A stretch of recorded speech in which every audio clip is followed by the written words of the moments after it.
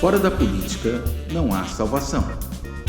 Um canal e podcast para discutir política. Produzido por mim, o cientista político Cláudio Couto.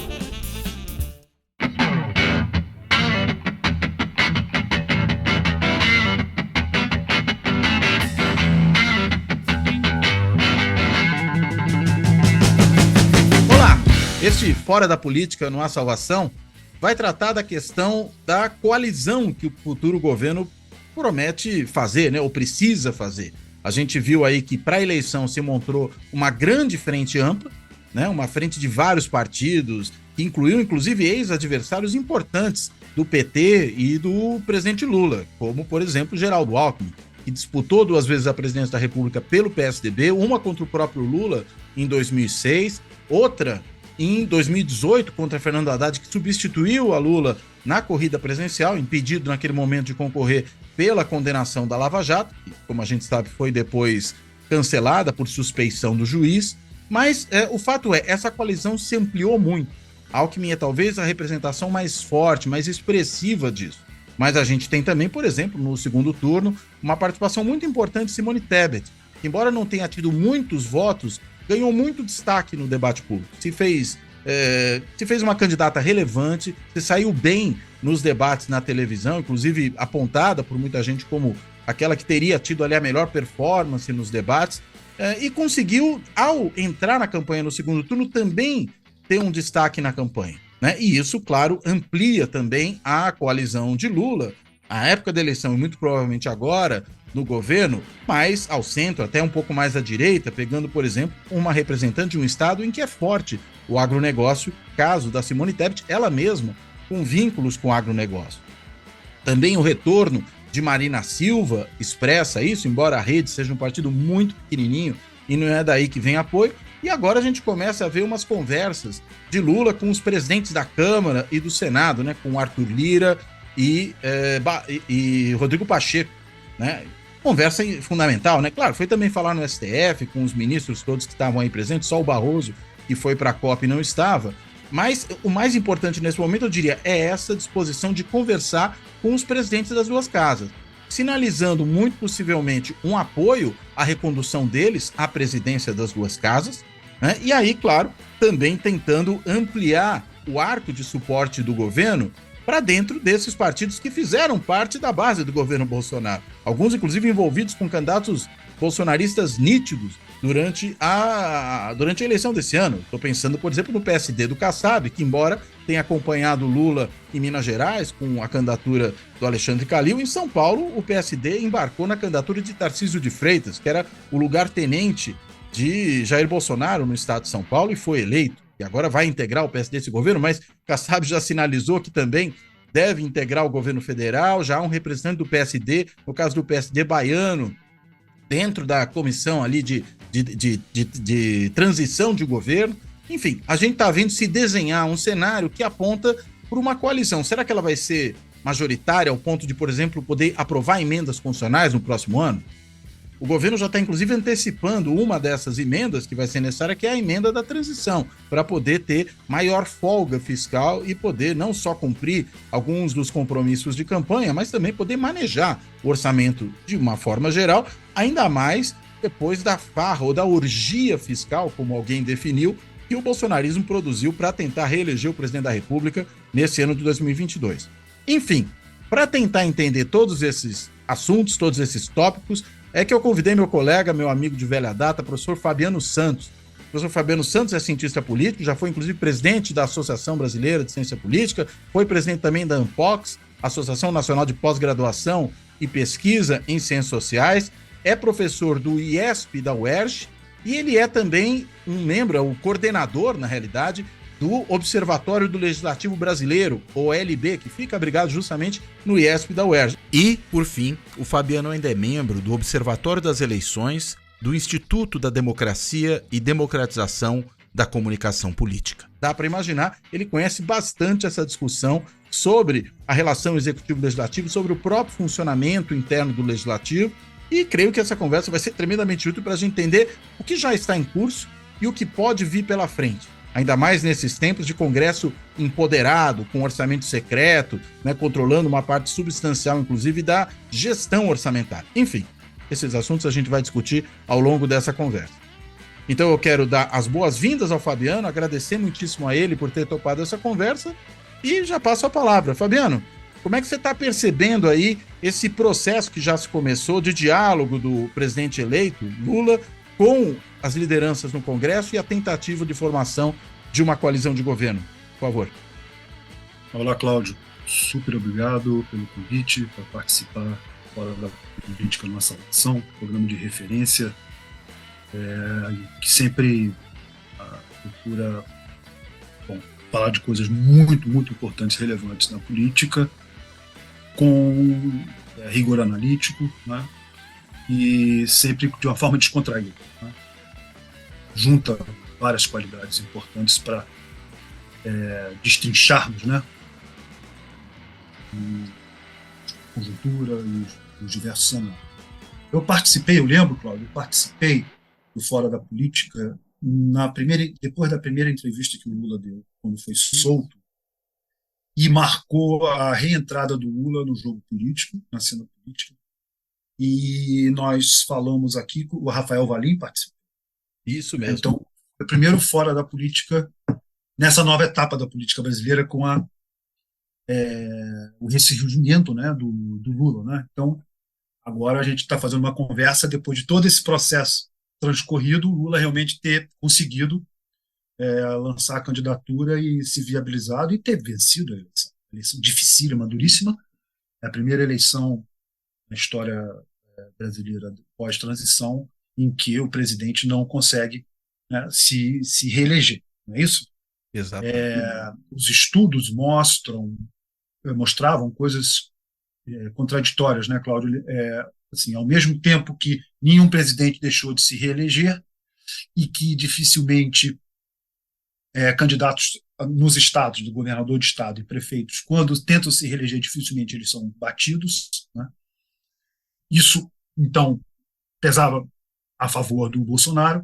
Por outro lado, o Lula foi vitorioso no primeiro turno, quase com a maioria absoluta dos votos. Então, também, os dados indicavam que quando um candidato chega perto de vencer no primeiro turno, dificilmente a eleição, né, se reverte, né? Então, foi uma luta duríssima, os dados não indicavam, né, com grandes certezas nem lá, nem cá, né? Mas a verdade é essa, que o Lula voltou, né, à cena depois daquela nosso primeiro programa e vence essa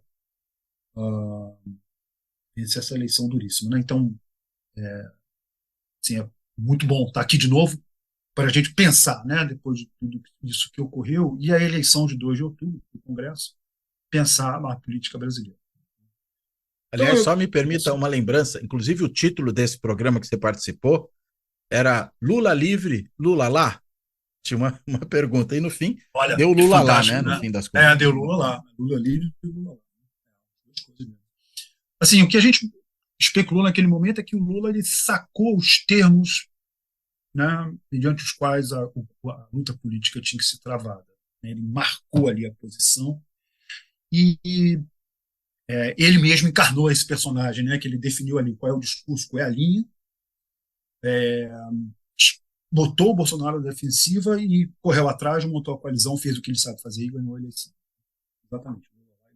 Lula livre, Lula lá. Agora, uma vez Lula lá, né, como é que vai se dar, né, o processo? E aí eu chamei a atenção para a eleição do dia 2 de outubro. Antes de falar da eleição de 2 de outubro, Cláudio, eu acho importante assim, dimensionar a importância também, né, da vitória, né? Assim, a vitória não dá para não se emocionar, né? Não dá para ficar indiferente, né? Ficar numa postura analítica, olímpica, né? Não dá para fazer isso, porque é um momento histórico, a política já mobiliza muita gente, mobiliza muita sociedade hoje em dia, e é um momento histórico crucial, depois 2013, vem 2014 a eleição mais apertada, né, antes dessa, e muito radicalizada, e depois o impeachment, um período de depressão econômica terrível, um impeachment muito fajuto, tá, para dizer o mínimo, e Temer e Bolsonaro. Então, não dá para diminuir a importância da eleição. Dito isso, vamos lá falar, né, de problemas, né? Vamos trazer algumas questões aqui, né? O próximo governo vai ter muito para resolver, né? Exato. Vamos falar do nosso métier, né? Muitos anos, né? A gente está juntos, né? Amigos e colegas há muito, muito tempo. Nosso métier de pensar as instituições, pensar sua dinâmica, os seus mecanismos, né? E a conjuntura informada por análises bem fundamentadas, né, desses mecanismos. Né?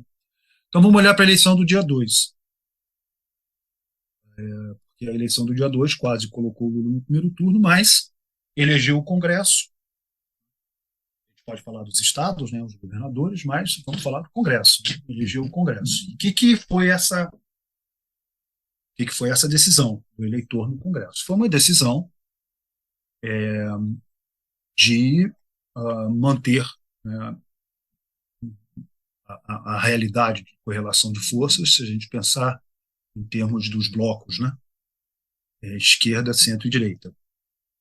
Houve uma mudança nesses blocos marginal, um aumento um pouco maior da direita, uma diminuição do centro, importante, né, e um aumento pequeno da esquerda. Né? Então, se houve alguma tendência, foi uma tendência de aumento da polarização na Câmara e no Senado. Vamos tentar enfatizar um pouco mais a Câmara. E eu acho que vale a pena colocar algumas premissas. A primeira premissa é que vale a pena pensar nesses blocos, porque a disputa política no Brasil se tornou mais ideologizada, principalmente quando a direita se assume enquanto. A esquerda nunca teve esse problema de se assumir num lado do espectro, definir a sua identidade. Isso sempre foi um problema um pouco mais delicado para a direita, né, por razões históricas, por ter sido a direita quem deu o golpe militar em 64, por ter terminado, né, o governo militar de uma maneira muito, muito ruim, né, em todos os aspectos, né, isso estigmatizou esse espaço, né, da política, e isso foi sendo redefinido, recomposto, reconfigurado, né, aos poucos. E quem ocupava esse espaço é o PSDB, que nunca se assume como centro-direita, mas quem ocupava esse espaço nas eleições presidenciais sempre foi o PSDB, em aliança com democratas, antes do PFL. Né? Então, por razões históricas, né, razões de liderança partidária, né, esse espaço da direita nunca se assumiu enquanto tal. Até é interessante notar, porque o PSDB e o DEM é uma aliança do centro liberal com a direita. Uhum. Isso. E os governos do PT, eles compuseram com partidos da centro-direita. Então, né, essas definições estavam não tão bem definidas durante todo esse período da transição. Se define muito bem em contraposição a Dilma e depois muito bem com o governo Bolsonaro. Então, e outros elementos, outros dados a gente podia lançar essa mão para supor que o espaço ideológico também, assim, a gente tem ganhos analíticos, né, ao definir esses blocos, né, e analisar a relação executivo-legislativa a partir dos blocos ideológicos, porque sempre tem essa questão da política brasileira não ter essa nitidez, os partidos serem, né, fluidos, serem mal compostos, mas nós temos ganhos importantes se pensarmos dessa maneira. Uma outra coisa interessante é a concentração, essa tendência de concentração das forças partidárias, né, que tem que ver com a nova lei eleitoral que proíbe coligações. Então, isso está sinalizando para as forças partidárias uma vantagem, né, em se aliarem e passarem a viver a política, né, numa mesma sigla. Então, houve já uma redução importante da fragmentação partidária antes da eleição, nas migrações e ainda mais com a eleição. Então a gente tem mais nitidez ideológica e a gente tem mais concentração das forças políticas, né? Que torna a análise, né, mais fácil, né, mais didática. Né? Não que a realidade, né, seja mais fácil, mas a análise pode ser mais menos didática. Partidos, né? Pelo menos menos letras, né? E mais definição, né, claro, do seu posicionamento. Então são essas duas condições, essas duas premissas importantes. Se a gente observar isso, o que acontece? O Lula está situado, né, à esquerda, o partido dele é um partido de centro-esquerda, e tem uma capacidade muito grande, né, de agregar, de congregar na sua coalizão os partidos à esquerda, ou numa coalizão formal com o Ministério, ou na coalizão legislativa, por afinidade. Certo? Quando se sai da esquerda e vai para o centro, aí nós temos no centro, vamos pensar no centro, o PSD, o MDB, tá? O PSDB com Cidadania, e o Avante, pequeno, mas de relevante ali, pensar que o PSDB tem Cidadania, 14 cadeiras, tem o MDB e o PSD. O MDB diminuiu um pouco a sua bancada, o PSD, eles não saíram muito bem, não. Não, pelo menos comparados ao PL, né? Que saiu dessa condição. Exato, isso. E então esses dois partidos, o centro ele perde cadeira, mas ele não deixa de ser centro, ele não deixa de ser o pivô. Isso que é interessante, né? A gente pode dizer, polarizou, o centro perdeu cadeira, mas a gente não pode dizer que perdeu importância política, porque está posicionado ao centro. Certo? Então, se o Lula mantém a esquerda coesa em torno de si, para governar ele precisa do PSD e do MDB. Por quê? Para começar, para garantir que não haja impeachment. Tá? Porque se o PL quiser, o Bolsonaro influência, e houver uma crise, digamos, né, um escândalo, surge alguma fagulha, essas coisas são muito, né, de fagulha, né? A direita tem que ir até esses atores, PSD e MDB, para conseguir os 2/3 para autorizar o início do processo. Quer dizer, então, ele tem de sair de uma coalizão defensiva, né? Coalizão defensiva, exatamente. E ali ele garante também que uma aventura semipresidencialista do Lira também não vingue. Certo? No momento de crise, aí o Lira vai dizer, não, vamos fazer o semipresidencialismo e implantá-lo imediatamente. A gente sabe que esses atores à direita, ali, desde o impeachment, eles têm algumas coisas meio irresponsáveis do ponto de vista institucional. Eles topam algumas aventuras. Então vamos pensar nessas duas aventuras. Né? O Lira foi definir um grupo de trabalho para tramitar o semipresidencialismo não sei quando. Né?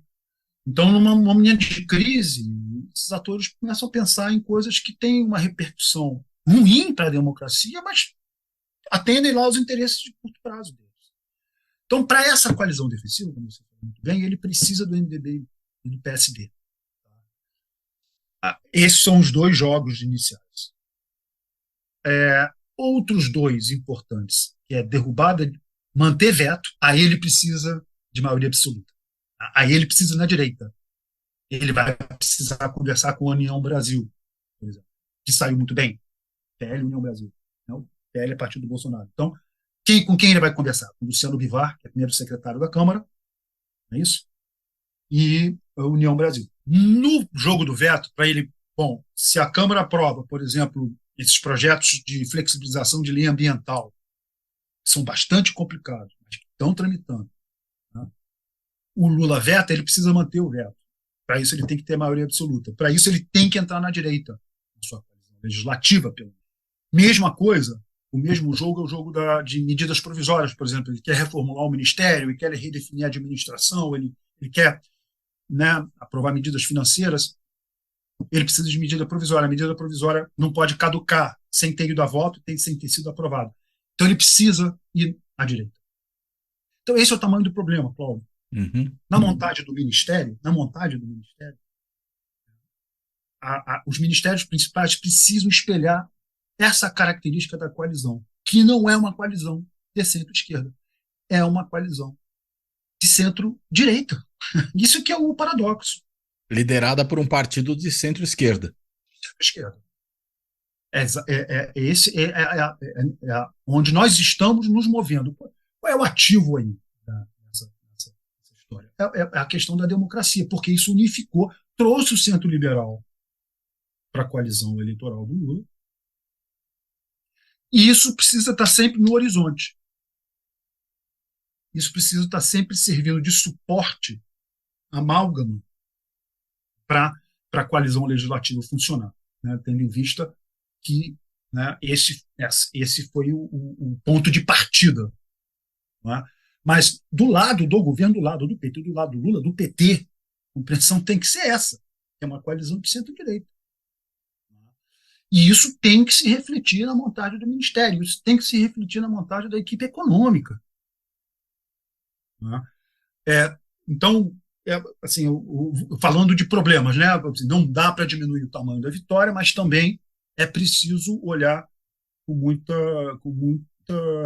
realismo, né, para a decisão do eleitor no dia 2 de outubro, não do dia 30, do dia 2. Sim. Porque é essa que define quem vai ser a coalizão, né? No fim das contas, que é a composição do Congresso, né? Você falou da Câmara, mas no Senado, que teve uma vitória muito importante de candidatos ligados ao bolsonarismo, inclusive alguns surpreendendo, pelo menos quando a gente olhava as pesquisas, né? Aqui em São Paulo, por exemplo, o astronauta, né? O Marcos Pontes, ninguém achava que ele superaria o Márcio França, que aparecia à frente. De repente, ele chega com 50% dos votos. Né? A gente viu a Damares ganhando em Brasília, nós vimos o Mourão também superando o Olívio Dutra, que também aparecia numa condição de favoritismo no Rio Grande do Sul, e vários outros nomes, né? O Moro, né? Que é, digamos, um filho pródigo do bolsonarismo, que retornou ao seio da família agora durante o processo eleitoral. O cenário também não é complicado? Ele é muito análogo à Câmara, muito análogo. Estou olhando a Câmara, que a Câmara inicia o impeachment, né? A Câmara, né, tá lá o semipresidencialismo tramitando, mas a gente pode fazer um esforço de análise. E o resultado é análogo, né? Com diminuição do centro, a esquerda cresceu, o PT cresceu, e lá essa direita mais ideologizada cresceu. Né? Então, o cenário, né, no Senado não é muito distinto. Eu acho que o que distingue, talvez, Cláudio, é a presidência das casas, né? E isso vai ser muito interessante acompanhar. Você mencionou isso, né? A visita do Lula a Brasília e a casa do Lira, a casa do Pacheco, depois ao Supremo. Vamos ficar no Congresso. É claro que o Lira quer se reeleger, é claro que o Pacheco quer se reeleger, e o presidente tem um peso importante, né, porque todo um conjunto de votos ali vai tá orbitando, né, em torno da liderança do Lula. Né? E o Lula, claro, tem muito interesse, um bom desfecho não conflitivo, cooperativo, né, nessas duas eleições.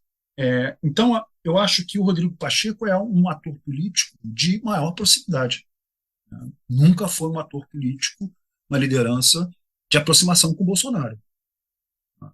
Sempre manteve a diferença equilibrava ali, né? Muito bem marcada. É bem diferente do Lira. Sim. E bem diferente da disputa que elegeu o Lira. Existia um candidato da esquerda, da oposição, que era o Baleia Rossi, do MDB. Né?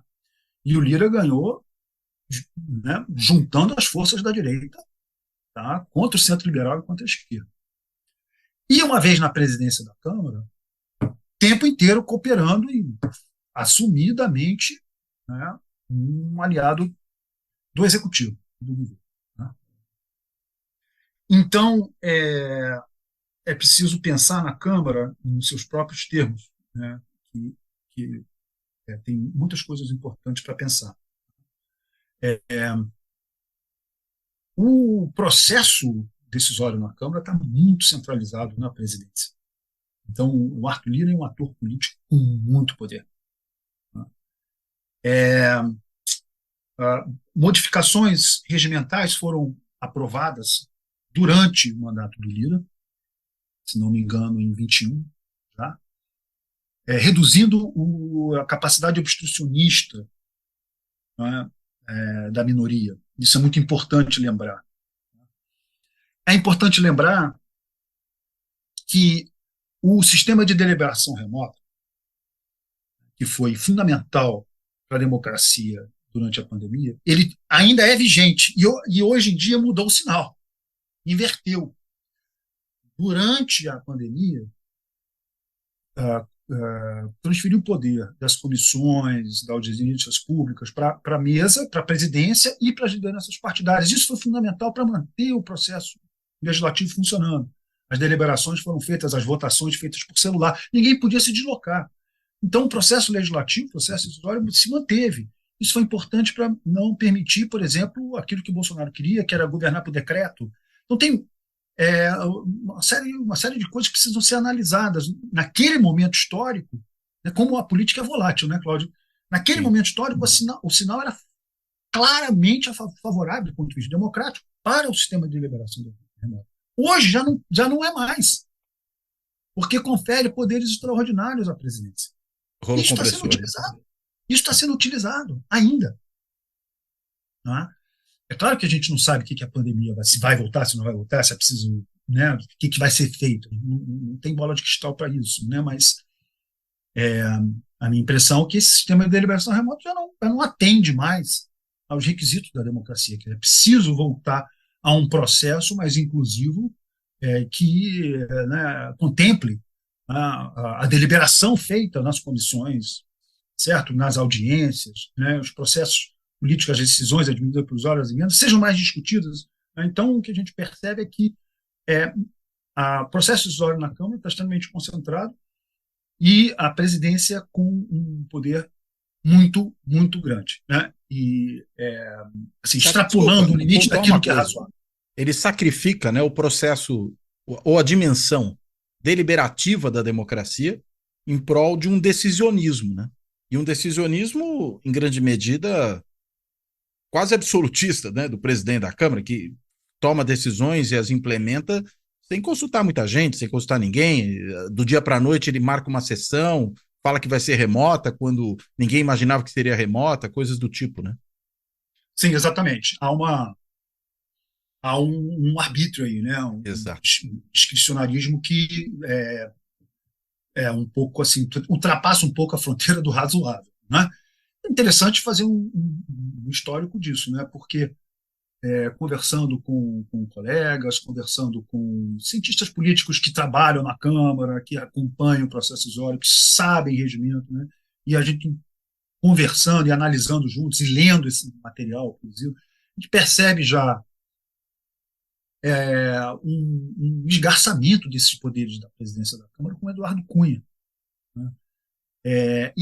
Mas qual é a característica do Eduardo Cunha? O Eduardo Cunha é um personagem político, né?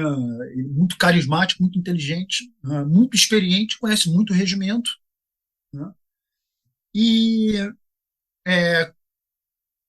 definiu para si uma missão que era de combater o PT e a Dilma, e usou a sua capacidade política para isso.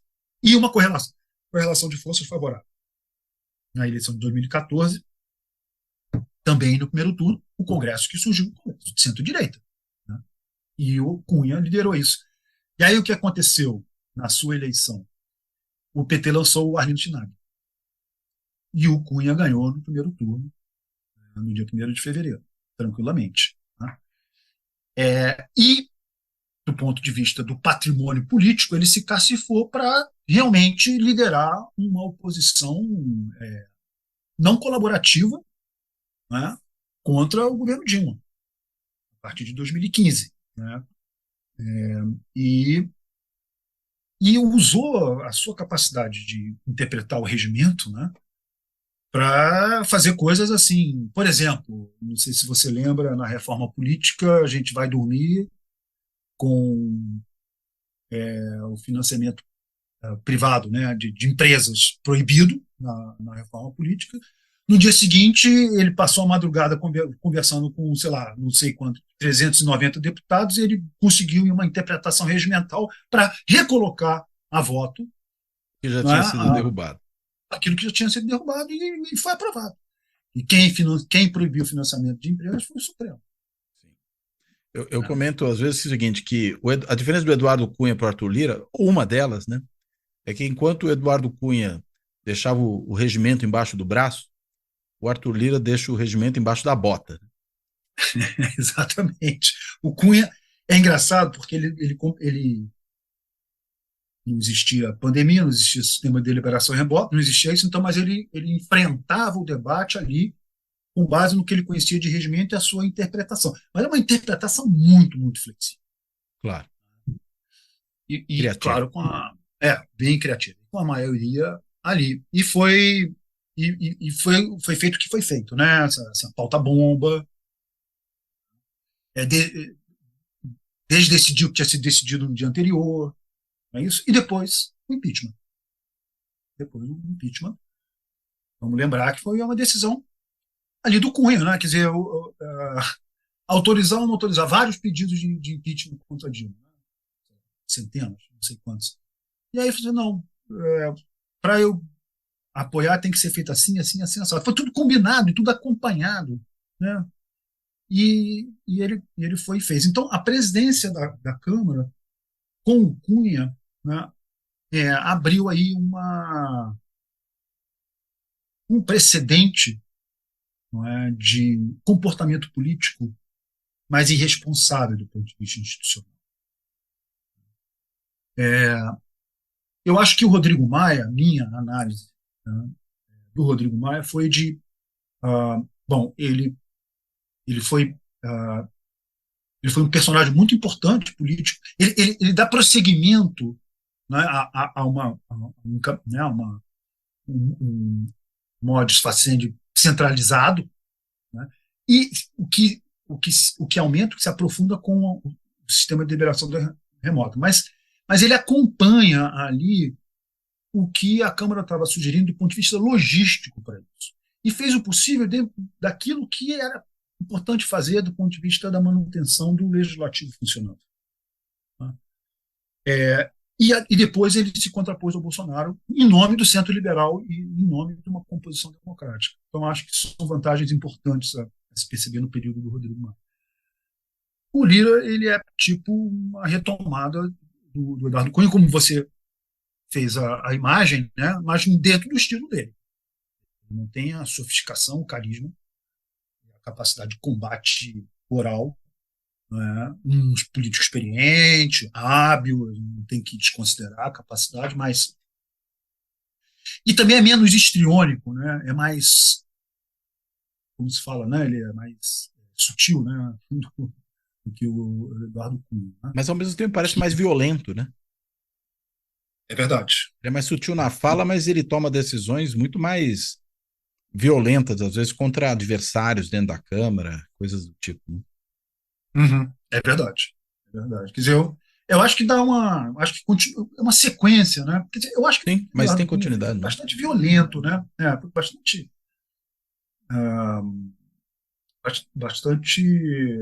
consequente, né? Do que o Cunha estreou, né? Então,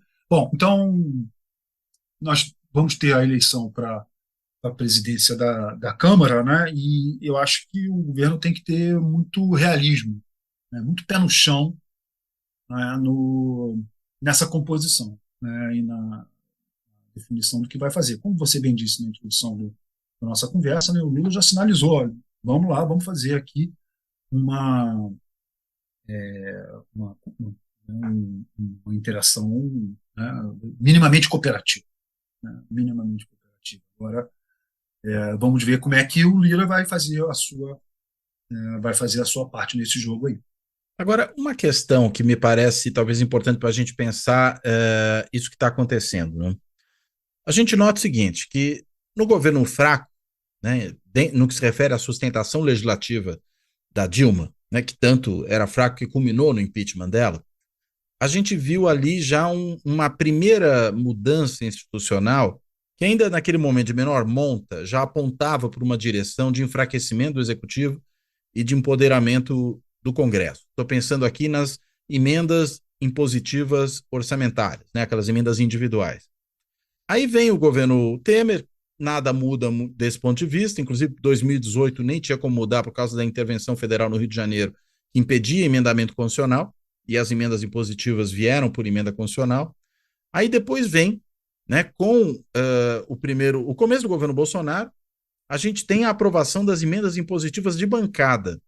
Naquela situação em que o Bolsonaro não só deixa de construir uma coalizão de sustentação legislativa, mas ele também assume uma postura que, para mim, é muito importante para entender esse processo, ver se você concorda, que é o Bolsonaro abdica da condição de líder da coalizão legislativa. Primeiro, porque ele não tem uma coalizão, né? Mas segundo, porque mesmo independente de ter a coalizão, ele sequer lidera o processo de aprovação dos projetos que ele envia para o Congresso.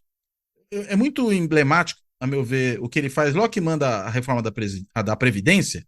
Ele manda a reforma da Previdência e fala, ó, já mandei, agora não é comigo, agora é com o Congresso, a bola está com eles, não tem mais nada a ver com isso, né? E ele mantém esse processo de nem ter coalizão e abdicar, pelo menos até o final de 2020, porque lá no meio de 2020 se começa a construir uma aliança com o Centrão, né? A gente vai ter primeiro o Fábio Faria indo para o governo, depois a Flávia Arruda, começam aquelas negociações em torno da eleição do Lira, culminam na eleição do Lira, e aí ele constrói de fato uma coalizão que, a meu ver, também era uma coalizão mais defensiva do que uma coalizão propositiva, porque também é difícil entender o que seria a agenda do governo dali para frente, né? A gente não enxerga muito isso. Mas ela, de qualquer modo, o protege. Mas ele segue, nesse período todo, com uma abdicação do seu papel de líder da coalizão. Ele deixa isso nas mãos do presidente da Câmara, principalmente. Na verdade, já tinha deixado com o Rodrigo Maia no começo. O Rodrigo Maia vai lá, aprova, eu diria, o principal responsável por liderar o processo de aprovação da reforma da Previdência e algumas outras medidas de agenda econômica que davam continuidade ao que vinha do Michel Temer.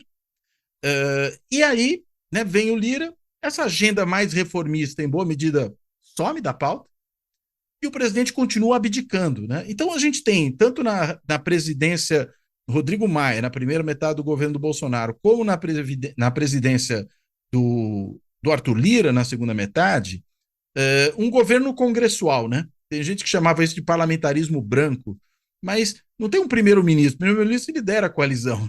Você tem um speaker, né, o chefe do legislativo, que assume esse papel por omissão ou por abdicação do presidente da República. E isso vai empoderando ainda mais o legislativo ao ponto de produzir, no fim das contas, primeiro, como eu já falei, as emendas impositivas de bancada, mas depois as emendas do relator com o alcance que passam a ter, né? Chegando a isso que é o orçamento secreto, enfim, controlando um quarto, mais ou menos, dos recursos livres, né, do orçamento. Então, é uma inversão, né? O presidencialismo de coalizão centrado muito naquele poder do presidente, capacidade de barganhar com o legislativo, inclusive segurando gasto, segurando emenda, isso tudo se perde, né, ao longo desse processo. Como é que é negociar com um congresso desse tipo? Sim, sim, sim. Então, novas bases, né, do presidencialismo de coalizão, a gente pode imaginar assim, né, com um Congresso muito mais autônomo, uma diminuição do poder de atração do Executivo, tá? Interessante lembrar, no primeiro governo Lula, né, ele começa com minoria formal, né, e depois do escândalo do Mensalão, ele compõe com o PMDB entra na base, e aí ele consegue, aí o Lula faz a maioria, né? Eu acho que até o PP entrou na base também. Ele faz uma super maioria ali, em 2005, depois de 2 anos de 2003, 2004, e aí em 2005 consegue maioria. Pós-mensalão, né?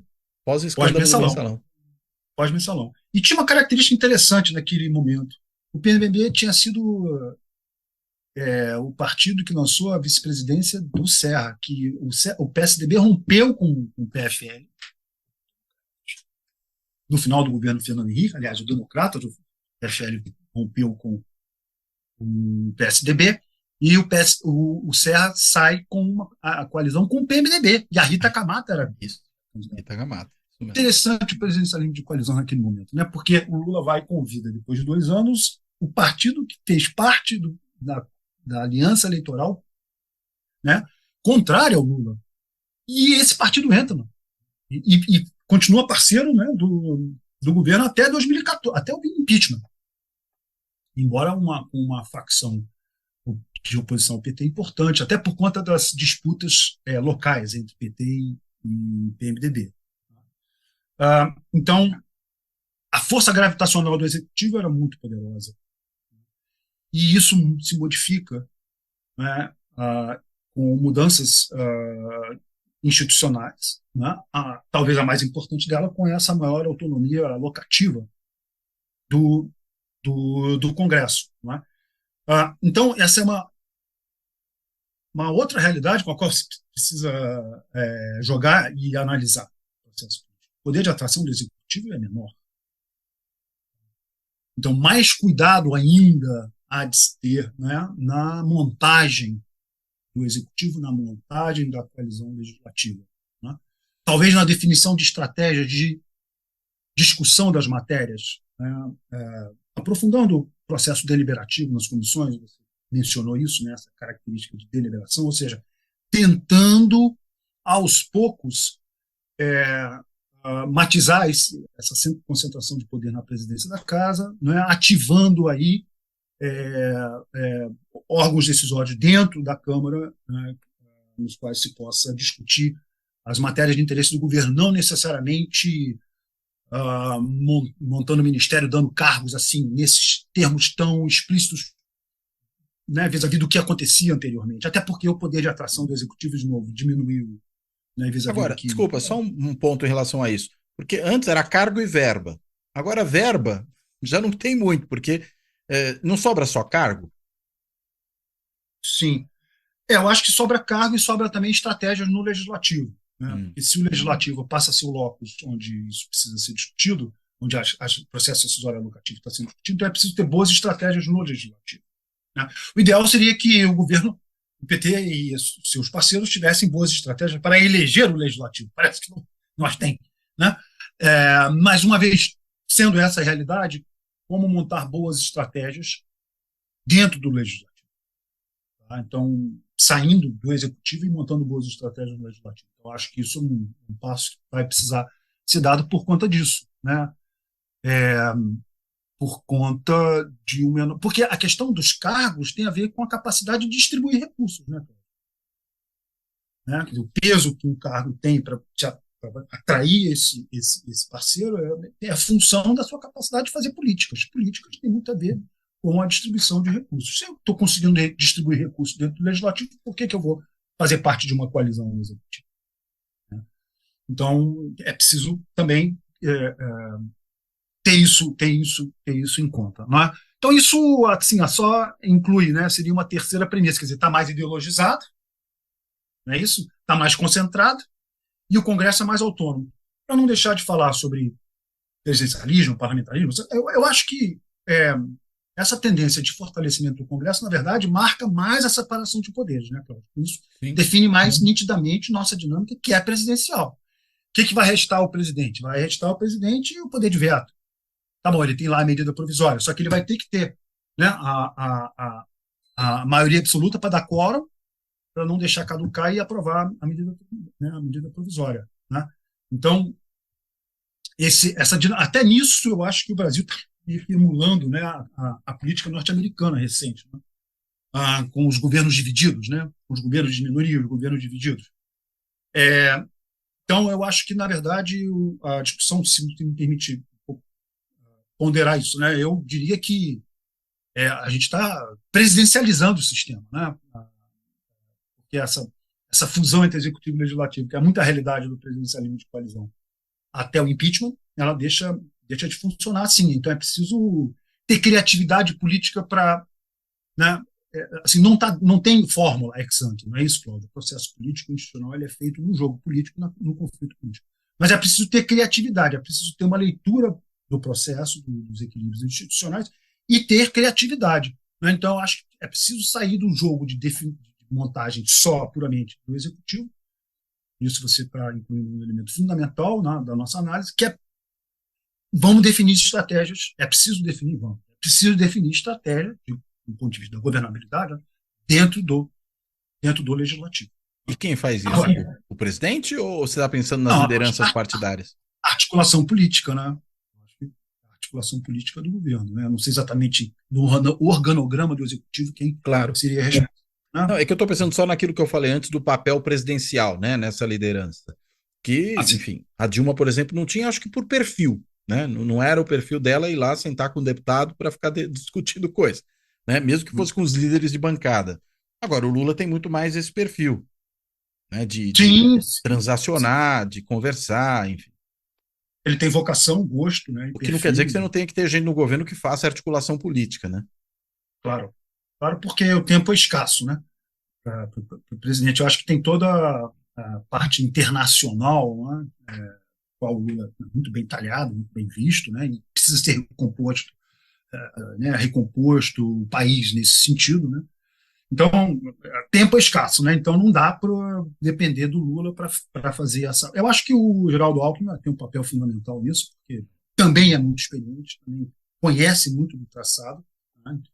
Então, ele vai ter que contar com atores estratégicos para ter criatividade, sair um pouco da caixinha, né? E pensar na nova realidade institucional. Não tem fórmula, né? Não tem fórmula de bolo, né? É preciso criar esses mecanismos. Agora, uma coisa importante que você mencionou a respeito do Bolsonaro e do Congresso, assim, as políticas do Bolsonaro estavam sendo feitas, né? Qual era a agenda do Bolsonaro? Porque ele ficava lá fazendo a tuitagem dele, né? O movimento social dele, mas a agenda estava sendo cumprida. Se você pensar, o que está acontecendo o uso do decreto, que é a Magna Inácio, né, que tem um trabalho muito importante sobre isso, né, o uso dos decretos do governo Bolsonaro, né, na área ambiental, principalmente. Né, o Guedes, né, com a sua política econômica, que o Congresso ali, né, não fazendo nada, deixa, né, já está cumprindo a agenda, e a reforma administrativa. Estava ali, está tramitando, né, tem uma reforma administrativa. Mas não aprovou, né? Não aprovou. É que ao mesmo tempo você tem um desmonte burocrático, né, no executivo, que é na base do decreto, portaria, remoção de gente daqui para lá, que não passa. O que me chama de atenção é isso, ele não passa tanto por uma agenda legislativa, né?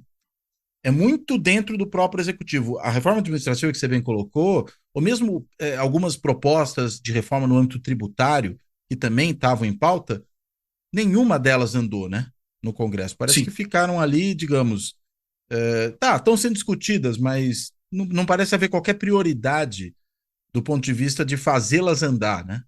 Que é o que os governos normalmente fazem, quando tem uma proposta de reforma ou algum programa de política pública realmente relevante. Né? É verdade, via decreto. E aí, interessante, o Congresso, qual é o instrumento que o Congresso tem para se contrapor os decretos? São os projetos de resolução e projeto de decreto legislativo, que é um instrumento que a gente não conhece bem, que não é tão estudado e que hoje esses instrumentos fazem parte. E que chegou a usar um pouco lá no comecinho, no primeiro ano do governo Bolsonaro, teve isso.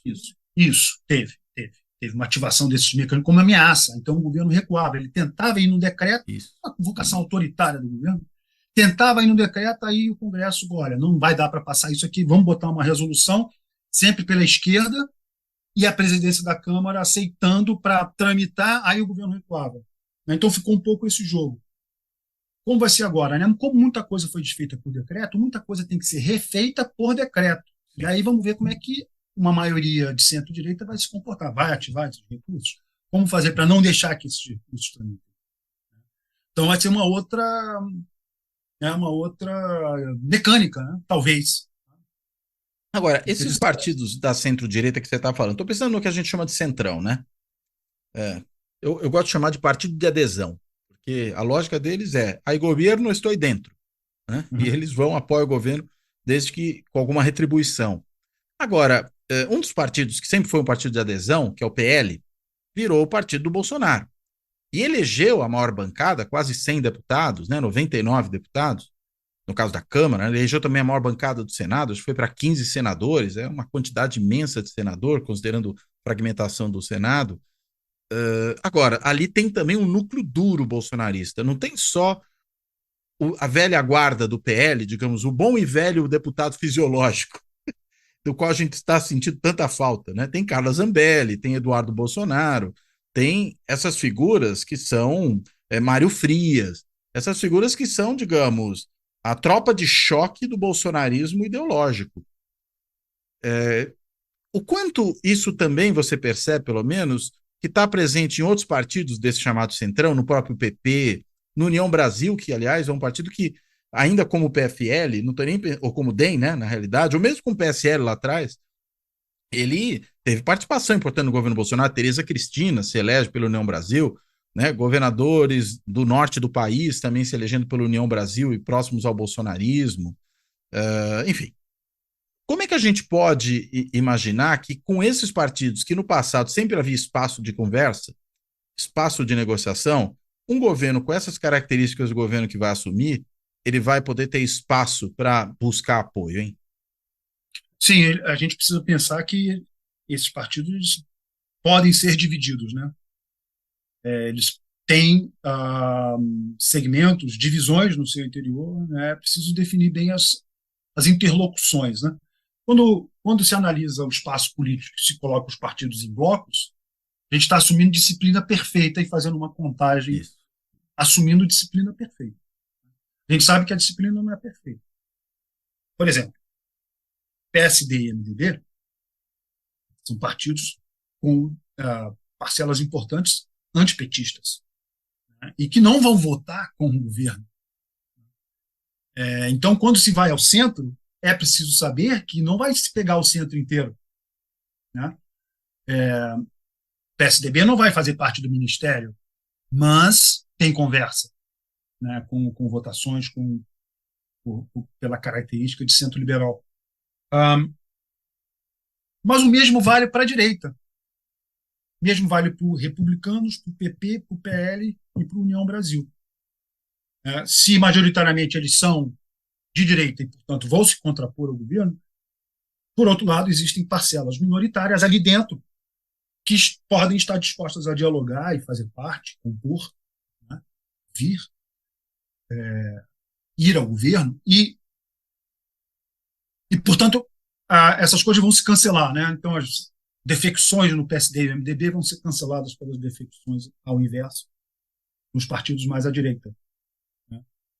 Então, eu acho que os jogos ali continuam mais ou menos a mesma coisa, né? É preciso ter o governo Lula, né, precisa ter uma coalizão defensiva para impedir esses resultados muito desagradáveis logo de início, tentar respirar, ganhar algum fôlego na economia e no âmbito social e depois pensar numa agenda legislativa mais consistente, né?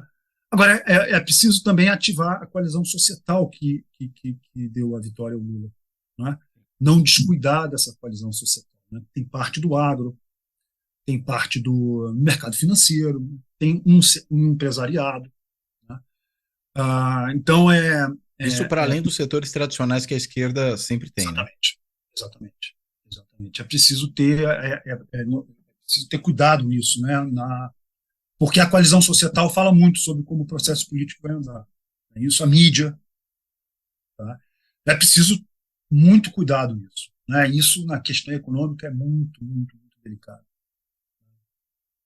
A condução da política econômica, né? Então, eu acho que isso vai ser o crucial. A questão da responsabilidade fiscal, como é que vai, a questão da inflação, né? Não se pode diminuir, né, o peso desses vetores, no desdobramento do governo. Que a coalizão societal foi muito importante, né? A opinião que foi formada.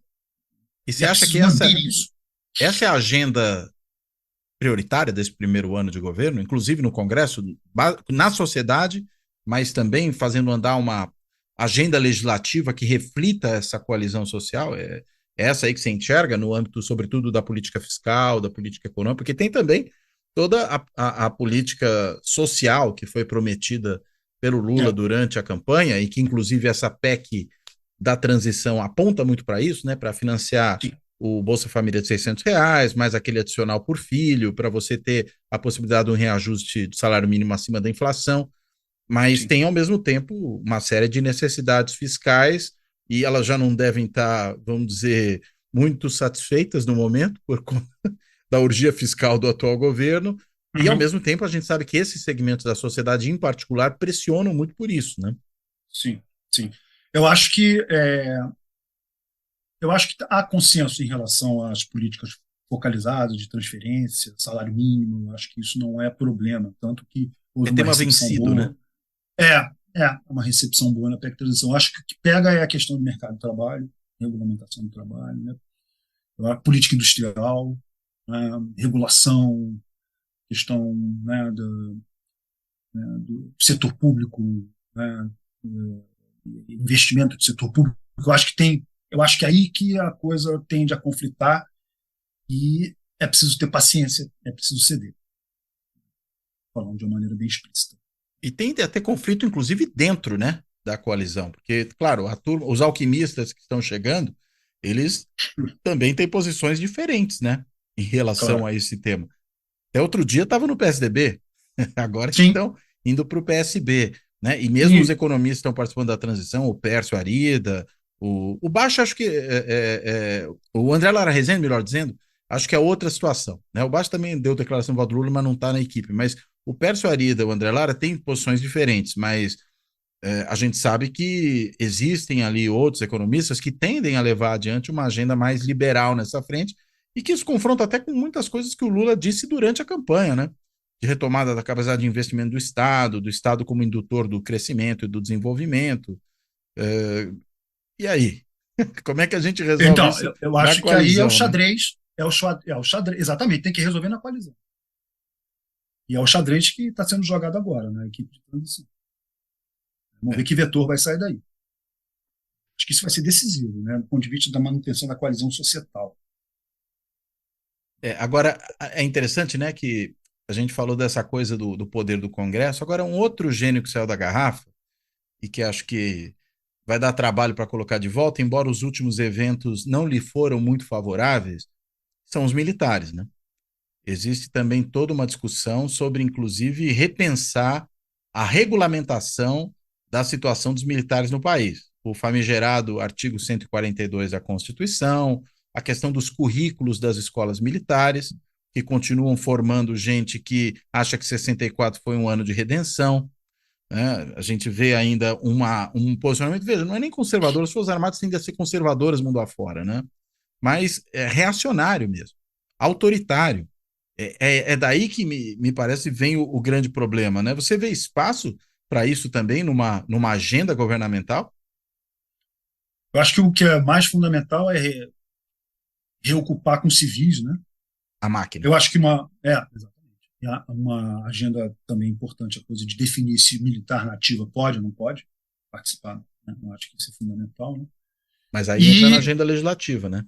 aí entra na agenda legislativa. E ter uma estratégia de mais médio prazo sobre retomada do controle. O Otávio Amorim vem falando muito apropriadamente Sim. sobre isso. A retomada do controle dos militares pelos civis, né? Mas isso aí é uma estratégia que precisa ser encarada mais de médio prazo, né? Não, não tem, não tem solução. Não é o tipo da briga para se comprar no primeiro ano de Não, governo, né? não mesmo. Até porque uma parte, é o que você colocou, né? Ela vai ser feita via mudança da composição do próprio executivo, né? Essa Isso. desmilitarização da burocracia do executivo, né? Tirando pelo menos dos cargos de perfil civil, militares, que não Uhum. faz sentido que estejam ali, né? Claro que você Sim, pode ter claro. um ou outro, muito pontual, mas do jeito como isso se deu, Uhum. E que doideira. descaracterizando, né, como militar no governo, né? Isso, Foi para o governo, deixou de ser militar, acabou, esqueceu. claro. Embora ainda mantenha o espírito de corpo, né? É. Ainda mantenha Bom, um certo uhum, mindset, todas essas coisas. uhum, uhum. Tudo bem. E a democracia brasileira se salvou, Fabiano? Salvou, com Ou você certeza. está do time dos que acham que estava tudo tranquilo, as ameaças à nossa democracia não eram críveis e as instituições estão funcionando? Eu acho que Não, eu não fico tranquilo nunca. Não tem motivo para ficar tranquilo. A vida política é tensa, né? E eu acho que as organizações estão funcionando, né? Mas existem adversários, inimigos, né? Não são nem adversários, são inimigos, né? Então, Porque quer acabar com ela. Exatamente. Tranquilidade nenhuma. Muito bem. Fabiano, muito obrigado pela conversa. Ótimo Obrigado a papo. você, Cláudio. Né? Maravilha. Não que a gente fique muito tranquilo depois dessa conversa, né? Pelo menos acho que, enfim, aqueles que estão com medo da volta do comunismo, acho que com essa coalizão mais à direita, talvez possam ficar um pouco mais tranquilos, né? Talvez tenha sido tranquilizador para esse público. Para essa parcela. Agora, quem está preocupado com o governo avançar uma agenda, talvez tenha motivos para preocupação, né? Mas eu te devolvo a palavra para você, enfim, se tem algum tópico pelo qual a gente não passou, que você acha importante falar, por favor, e para fazer também as suas considerações finais. Por favor, Fabito. Não, Cláudio, super obrigado. É um prazer sempre conversar com você, estar com você. E como eu falei no início, né, esse programa tem, né, uma repercussão muito boa entre os colegas e fora, né, no âmbito da academia. E eu acho que a gente colocou ideias aqui, né, para serem discutidas, debatidas, criticadas, absorvidas eventualmente, né, ajudando também a definir estratégias, né. Então, acho que a gente cobriu, né, um número bastante, né, significativo aí de tópicos a serem pensados, né. Então, palavra final, eu acho isso, que a democracia foi salva, sim, né, eu acho muita tensão, muito risco, né. Eu acho que esse risco, essa tensão permanente, a sociedade contrária à democracia, ela é significativa no país, está claro, né. Então é preciso ter inteligência para cuidar das organizações e das instituições, ter estratégia, ter inteligência e não se intimidar. Acho que esse aqui é o caminho. Muito bom. Bem, então quero, com essas palavras finais, agradecer ao Fabiano. Obrigado pela conversa, obrigado pelos esclarecimentos, para a gente entender melhor como é que está essa agenda congressual, enfim, e os grandes desafios que o novo governo vai ter pela frente.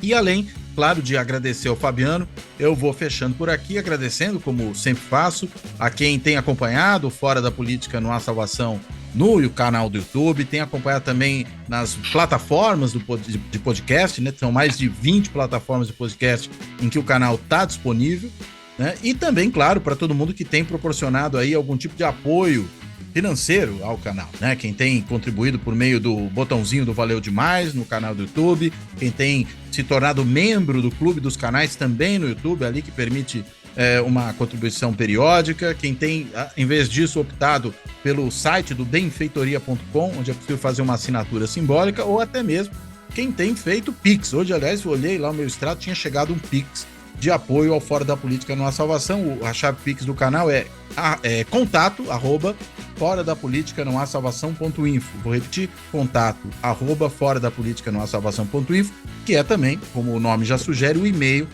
para quem quiser mandar alguma mensagem, quiser entrar em contato comigo aqui. Então, de tudo isso, eu fecho essa conversa, agradeço de novo ao Fabiano. Até a próxima. Um abraço, Cláudio. Muito obrigado. Até a próxima, gente. Um abraço.